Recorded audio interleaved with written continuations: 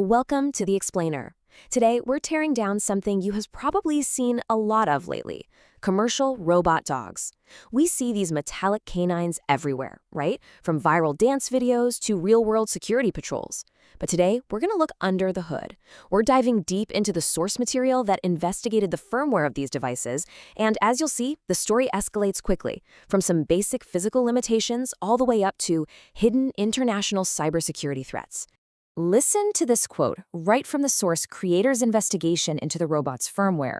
When an investigator who was just trying to set up a simple livestock guardian ends up finding code designed to actively evade detection, well, we are no longer just talking about buggy software. We're talking about objective, sophisticated malware baked right into a commercial product. So, you gotta ask yourself, just how vulnerable are these robotic guard dogs? That is exactly what the investigator set out to answer. Through a structured series of penetration tests, the source material lays out exactly what these machines can be forced to do by someone with malicious intent. To break this all down, we're going to follow a clear path. First, the facade. Second, local vulnerabilities. Third, hidden backdoors. And finally, security precautions. Let's get right into it. Section 1. The facade, the robot security illusion. Cities, police departments, and private security firms are dropping thousands on these commercial robot dogs for outdoor patrols. But as the investigator found out through hands-on testing, these high-tech guards have some massive, real-world blind spots. Imagine setting this thing up to guard some chickens in a barn, only to realize the top-mounted LiDAR creates a massive blind spot right behind it. If you put the robot in avoidance mode so it doesn't bump into a person, it'll literally just back right into a wall or a predator to get out of the way. Plus, it's not totally waterproof, and get this, a $20,000 security drone getting its joints completely jammed up by some everyday springtime pollen? Yeah, the invincible robot illusion shatters pretty fast out in the dirt.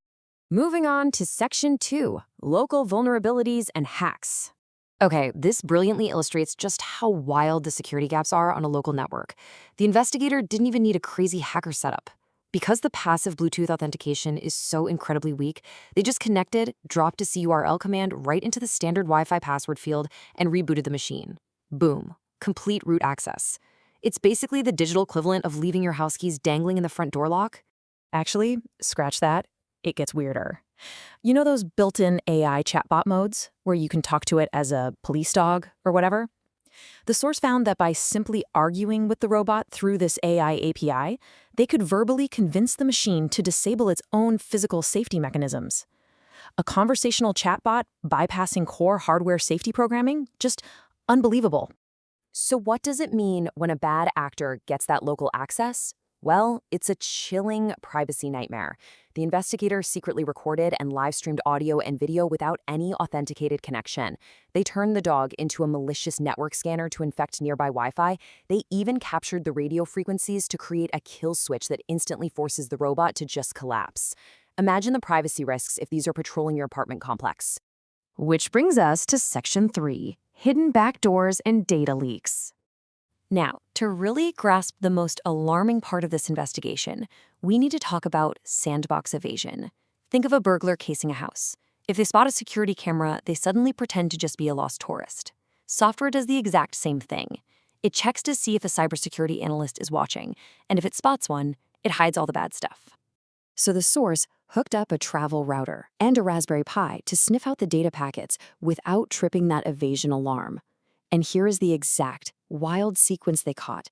First, the robot pings a server in Ukraine. Then, it tries a connection in California. Next, it checks CloudHost, then verifies its connection through foreign DNS servers.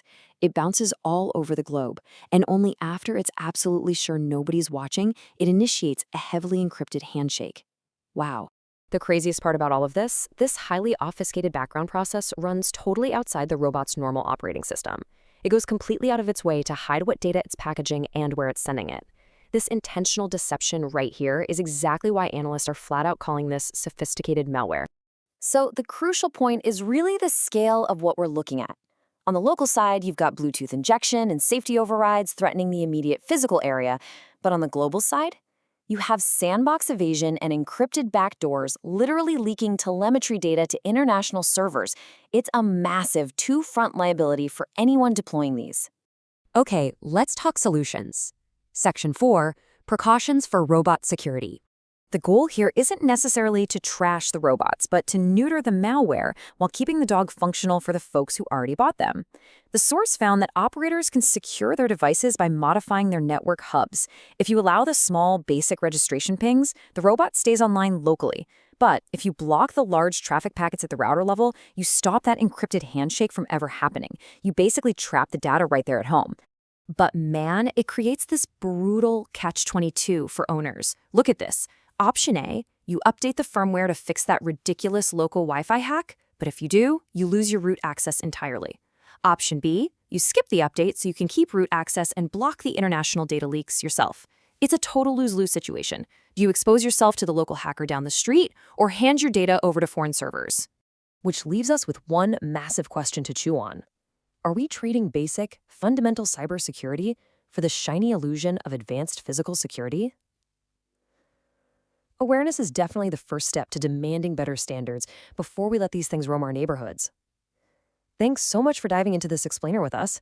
Stay curious, stay secure, and we'll catch you next time.